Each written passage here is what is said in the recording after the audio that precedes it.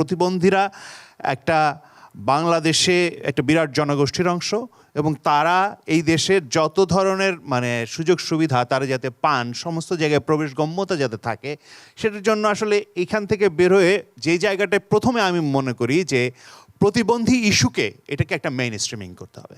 একজন অটিজম দ্বারা আক্রান্ত প্রতিবন্ধী হন, একটা স্কুলে তার জন্য কি ব্যবস্থা আছে? যে স্কুলের শিক্ষকরা অলরেডি বার্ডেন্ড, তারা কিভাবে একজন প্রতিবন্ধী ব্যক্তির ব্যবস্থা নেবেন? কোনো ধরনের ব্যবস্থা নেওয়ার নাই। আমি নিজে একটি স্কুলও চালাই, ফলে স্কুলের থেকে আমি অভিজ্ঞতা থেকে জানি এমন অনেক ছেলে মেয়ে আছে যারা খুবই সামান্য মাত্রায় হয়তো অটিজমের মানে তার আছে, হয়তো কেয়ার পেলে সবার সঙ্গে মেলামেশা করলে এটা সেরে যাবে, ঠিক হয়ে যাবে। আমি একটা ছাত্রকে পেয়েছিলাম, তার পূর্ববর্তী স্কুলে কোনো কথা বলতো না, টিচার মানে জিজ্ঞেস করলেও কিছু কথা বলতো না, তার মানে কোনো প্রশ্নের উত্তর দিত না।